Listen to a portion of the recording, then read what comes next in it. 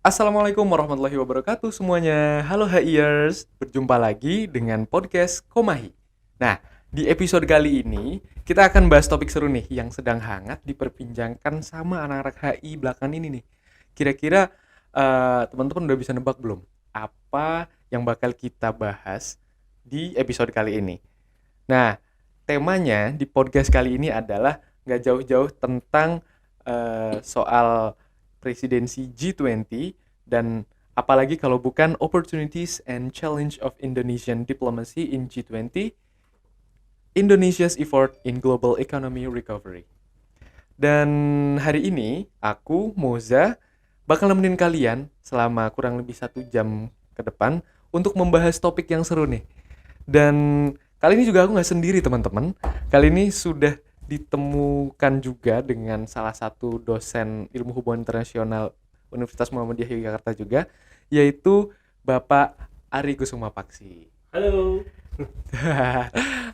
dan eh, dan membahas mengenai posisi Indonesia sebagai presidensi G20 di tahun 2020 juga, ini tentunya memberikan segudang manfaat juga bagi Indonesia untuk meningkatkan kekuatan baik dalam aspek sosial maupun pertahanan di dunia internasional gitu.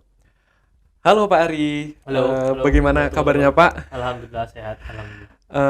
Pak Ari, tahun ini nih Indonesia kan kepilih jadi presidensi G20 nih Pak. Ya, Kalau melihat dari forum G20 ini kan merupakan salah satu forum yang besar gitu di dunia ya. internasional. Dan teman-teman juga pasti masih banyak tuh yang belum tahu Pak tentang apa sih G20 ini gitu. Dan mungkin kalau dari sudut pandang Bapak bisa dijelaskan sedikit nggak ya Pak ke teman-teman kira-kira apa sih tujuannya forum G20 ini gitu dan kenapa forum ini bisa lahir gitu, latar belakangnya kira-kira apa ya Pak gitu, Oke. barangkali Oke. teman-teman di rumah gitu. Ya, makasih banyak ya pertanyaannya. Pak Ari coba jelaskan sedikit Baik. sesuai dengan pengetahuan Pak Ari. Jadi G20 ini adalah forum gitu ya. Isinya ada 18 ya negara ya, ada Eropa ya, dan di Asia ini Indonesia kebetulan salah satu anggotanya. Dan forum ini memang spesial karena isinya negara-negara yang menguasai perekonomian dunia. 80% perekonomian dunia itu dikuasai oleh negara-negara ini. Begitu juga penduduknya kalau di total ya. Terus juga dia ini ya karena isinya negara-negara maju, jadi ya secara ekonomi ya secara investasi mereka ini cukup dominan gitu ya. Mengapa ada forum ini kemudian pertanyaannya? Maka jawabannya adalah forum ini menjadi forum untuk diskusi ya negara-negara members countries itu untuk membicarakan banyak hal ya. Kalau dulu dia diskusi soal bagaimana dampak misalnya krisis finansial ya, krisis ekonomi tahun 98 dan Betul, bagaimana Pak. menyikapinya begitu kan. Betul. Nah, tahun ini kebetulan ada beberapa isu juga termasuk pandemi, termasuk dampak perang ya Ukraina Rusia, dan ini menjadi topik pembahasan dalam forum ini gitu ya. Nah, itu Baik. Berarti seperti itu melihat pentingnya di forum ini juga ya Pak. Apakah setiap G20 itu memiliki bahasan yang berbeda-beda gitu Pak. Dan kalau boleh tahu yang menjadi isu utama di G20 ini itu tentang apa ya Pak ya? kalau dari yang Pak Ari ini ya baca gitu ya, memang umumnya mereka bicara soal ekonomi ya, soal perdagangan, soal investasi gitu ya. Walaupun isu-isu lain juga mereka cover ya, lingkungan hidup mereka bahas gitu ya. Masalah non ekonomi juga masuk sebagai salah satu agenda pembahasan mereka. Dia punya working group gitulah. Nah, kebetulan yang ya tentu ya, kalau kita bicara tentang tadi sampai Pak Ari bilang soal pandemi kan, kita bicara soal banyak dampaknya terhadap ekonomi. Jadi itu yang paling nampak, itu yang ditunggu-tunggu orang ya. Apa sih pandangan atau apa sih upaya negara-negara G20 ini untuk mengatasi itu yang paling banyak dibahas. Oh berarti prioritasnya itu ada di sektor ekonomi gitu ya Pak ya? Iya, itu yang banyak Iya. ya, itu yang terasa sekali ya kalau teman-teman rasakan gitu ya.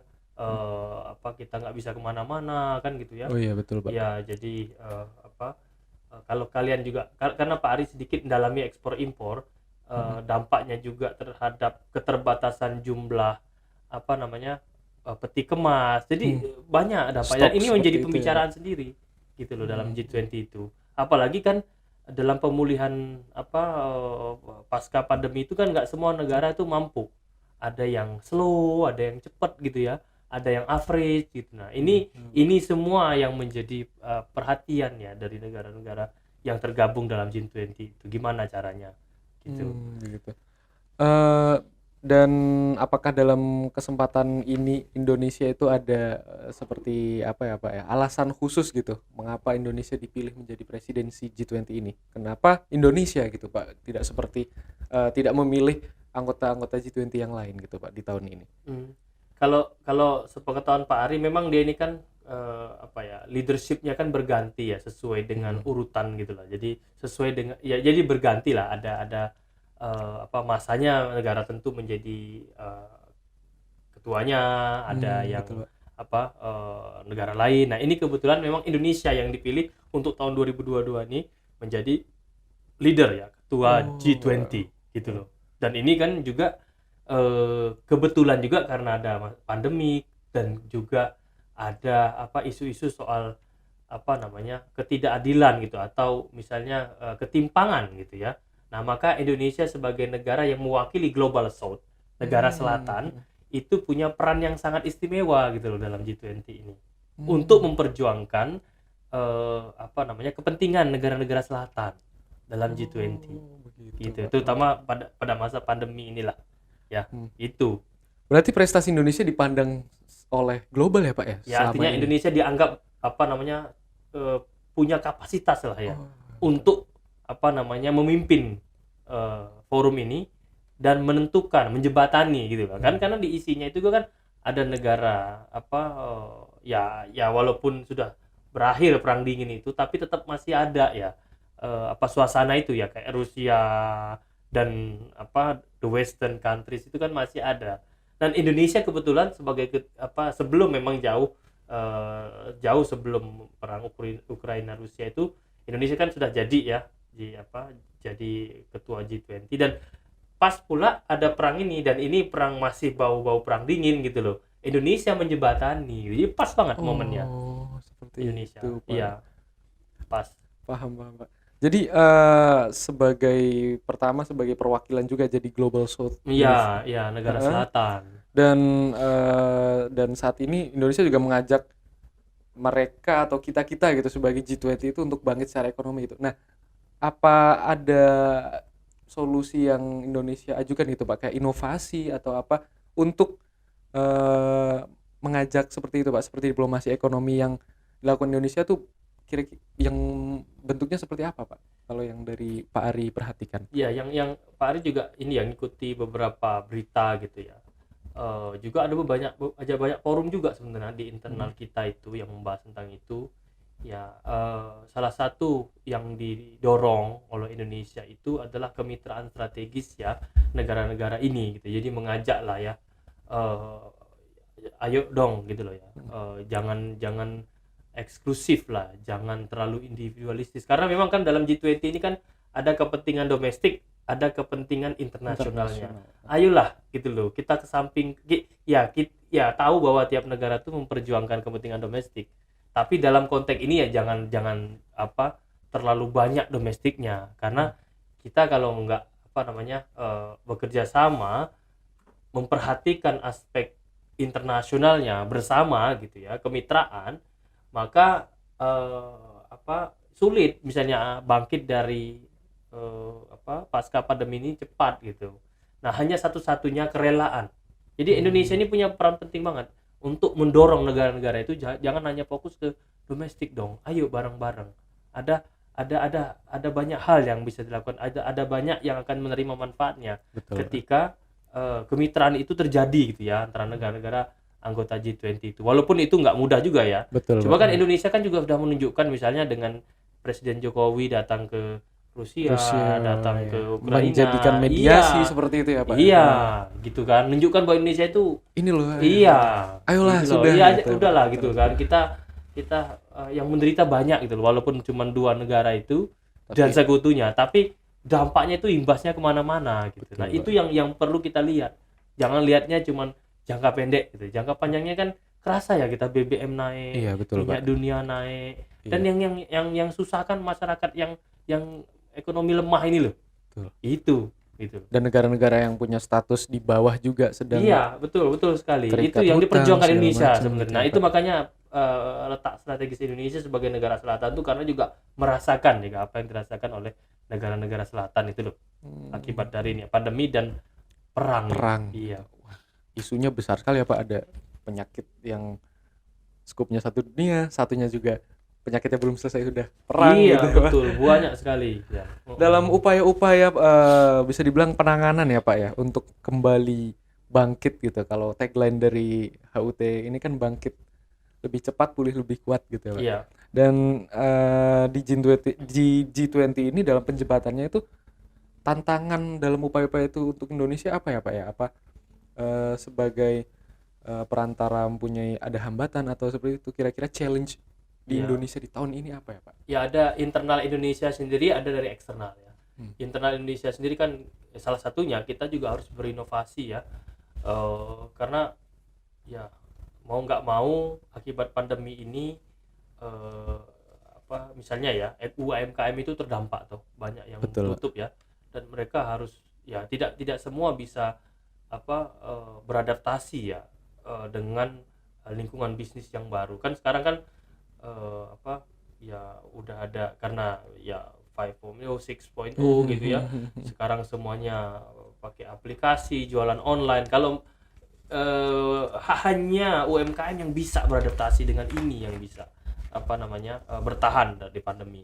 Nah, Indonesia punya tantangan itu karena kita juga kan tenaga terampil kita, tenaga ahli kita yang mampu itu loh secara skill ya, terkait dengan penguasaan teknologi terbatas. Iya, Pak, betul. Nah, itu di internal kita ya untuk bangkit ya. Betul, Pak. Nah, itu salah satunya yang Pak Ari lihat. Dan yang lainnya adalah ya karena kita kerjasama atau ya G20 melibatkan banyak negara ya, dan dia semua punya keinginan masing-masing gitu ya. Iya, betul. Dan ini juga nggak mudah ya mengikat menyatukan itu. Betul, Pak. Itu tantangan besar juga tuh. Wah.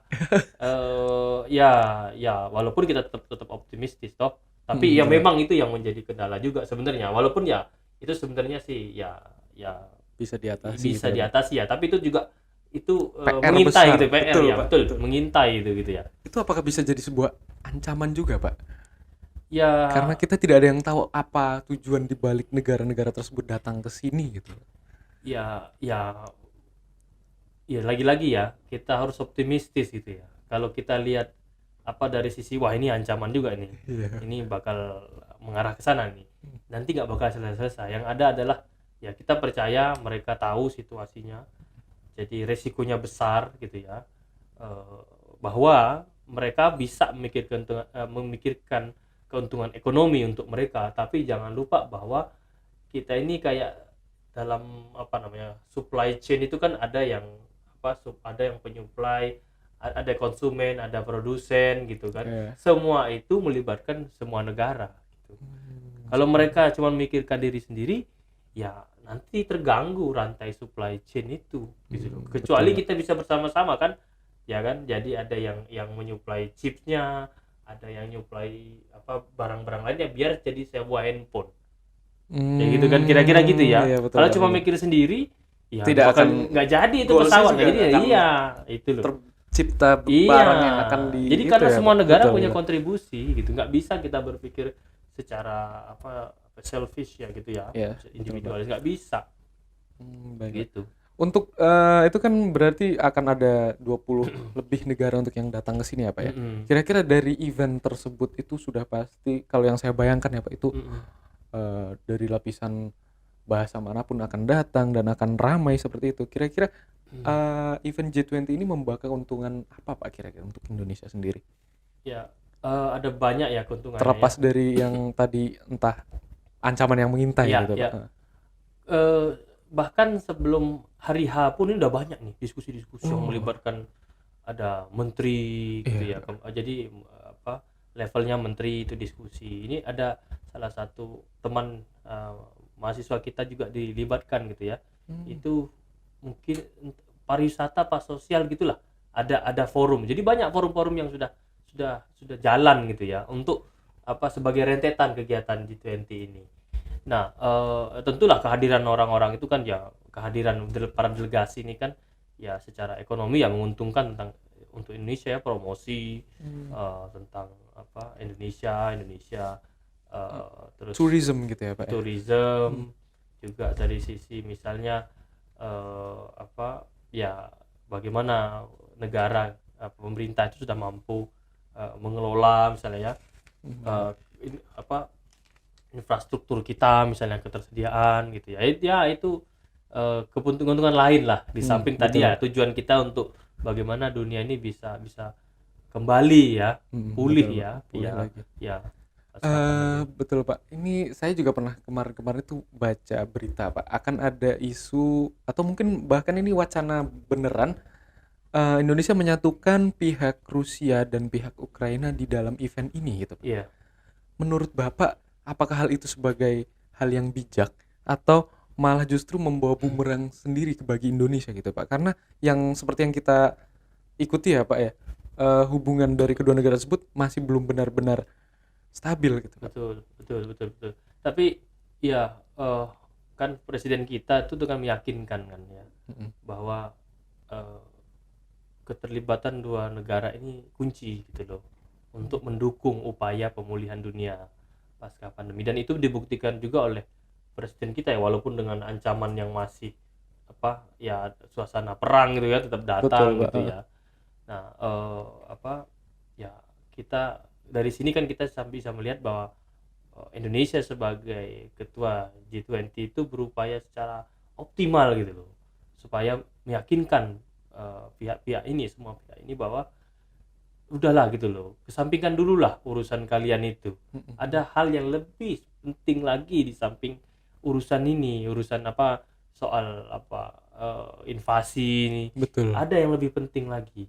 Kalau kita nggak segera tangani, maka ada banyak negara yang lain yang terdampak. Perang ini pun sudah membuat dampak yang besar. Iya, betul Pak. Gitu. Nah, ini yang menunjukkan bahwa upaya ya pemerintah kita itu supaya ya meyakinkan dua negara ini bahwa itu bukan pilihan tepat untuk saat ini.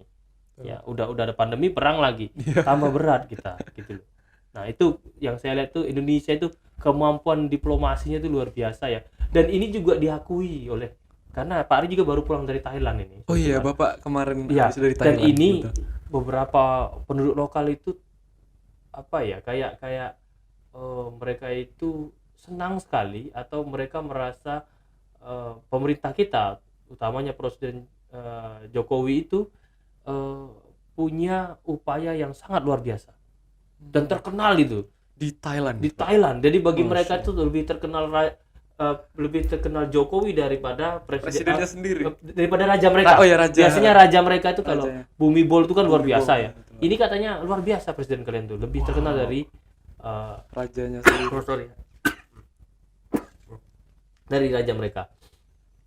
Nah, itu yang membuat saya berarti upaya Presiden Jokowi itu banyak dilihat oleh penduduk dunia gitu loh.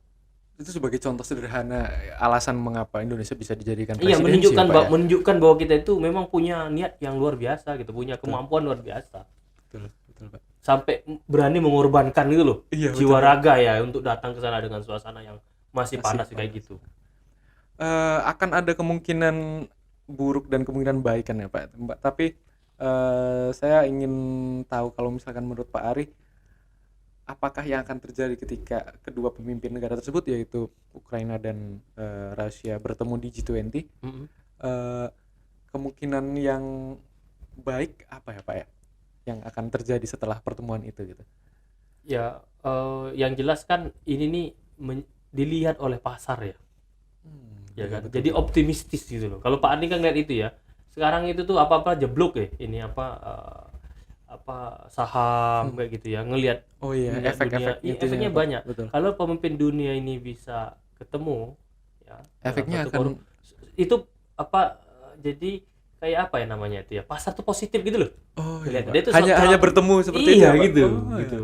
Kan orang kan nggak nggak mau ambil resiko juga kan, kalau dia ngelihat wah ini bakal lama nih kan, atau ini perseteruannya masih terjadi, orang juga ini udah punya punya sikap gitu loh. Tapi kalau ada pertemuan suasananya baik dan mereka optimis, nah itu juga berdampak pada pasar. pada negara mereka sendiri juga ya Pak ya. Iya, dan negara dunia bahkan Negara gitu loh. dunia, Iyo, itu lebih luas lagi itu. Ya, jadi nanti kelihatan nanti harga-harga saham, terus perdagangan mulai dibuka begitu kan. Gitu. Hanya karena dua itu ketemu, makanya ditunggu-tunggu. Betul, Pak. Gitu kan ya. Apakah ada kemungkinan buruk juga Pak? Kayak saya membayangkan, aduh ini kondisinya masih panas seperti ini dan kemudian langsung dipertemukan pada satu meja kasarannya seperti pada satu makan malam gitu.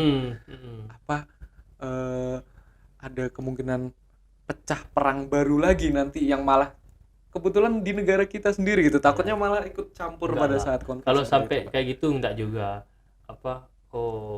Saya yakin pemerintah kita juga tahu yang harus dilakukan gitu ya.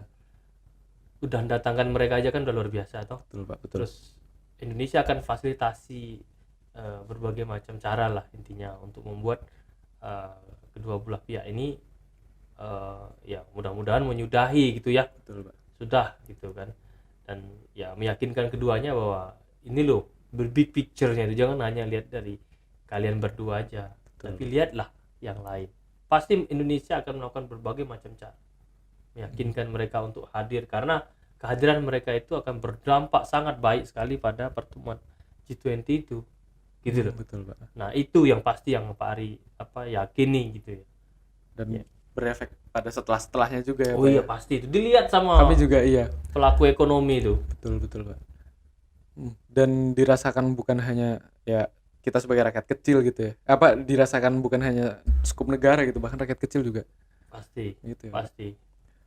Mungkin itu saja sih Pak untuk pertanyaan dan sekilas obrolan tentang G20 begitu ya teman-teman. Di terakhir ini mungkin akan ada segmen closing statement dari Pak Ari tentang G20 dan pesan-pesannya mungkin yang dari sudut pandang kita sebagai orang biasa gitu, tidak bisa kayak ikut langsung ke pengambilan keputusan atau bahkan ke langsung acaranya gitu. Harapannya apa ya Pak ya kalau dari Pak Ari sendiri tentang G20 ini? Oke. Ada beberapa harapan Pak Ari lah. Yang paling penting adalah ya G20 ya tadi yang Pak Ari sampaikan, forum ini adalah forum yang bertujuan untuk menentukan ya soal ekonomi, kebijakan gitu ya, kemitraan gitu. Nah, maka kita berharap bahwa ya G20 dengan kepemimpinan Indonesia ya bisa mencapai target gitu ya, pemulihan ekonomi dunia pasca pandemi dan pasca perang, karena itu sangat penting sekali ya, demi ya pembangunan ya, demi pertumbuhan ekonomi ya di dunia. Nah harapan begitu. Dan untuk anak mahasiswa ya walaupun kalian cuma mahasiswa kuliah gitu ya kalau kalian punya pendapat, mungkin pandangan, ya bisa kalian tulis sebanyak-banyaknya dan kirim ke media gitu kan ya. Dan ini mungkin menjadi tambahan masukan ya untuk suplemen lah ya, input untuk forum G20 itu ya. Walaupun ya kalau kita publish kan pasti ya paling nggak dibaca banyak orang. Dan ini menjadi pemikiran dari generasi muda gitu yang akan menjadi pemimpin bangsa ini. Jadi Pak Ari dorong itu untuk mahasiswa. Baik Pak. Betul. Oke teman-teman, mungkin dari pembahasan G20 ini jadi kita paham juga tentang lebih dalam apa sih forum G20 ini. Dan barangkali teman-teman HIRS juga yang sedang menulis jurnal atau soal skripsi atau tentang tulisan-tulisan yang lainnya. Tadi juga Pak Ari sudah bilang supaya diunggah ke media ya Pak ya, untuk membagikan ilmu-ilmunya juga ke teman-teman yang lain seperti itu. Atau bisa juga teman-teman yang ingin tahu info-info atau berita seputar HI lainnya bisa juga follow di Instagram kami yaitu di Komahi, dan jangan lupa terus dengerin podcast HI setiap bulannya ya teman-teman. Thank you banget Pak Ari sudah menjadi teman kita di obrolan G20 di episode ini. Semoga ilmu yang disampaikan Pak Ari bisa bermanfaat buat mahasiswa HI, bisa juga buat ilmu-ilmu yang belum pernah kita dengar juga. Amin, amin. Dan terima kasih juga Hayers udah mendengarkan di podcast episode kali ini. See you in the next episode. Bye. Bye-bye.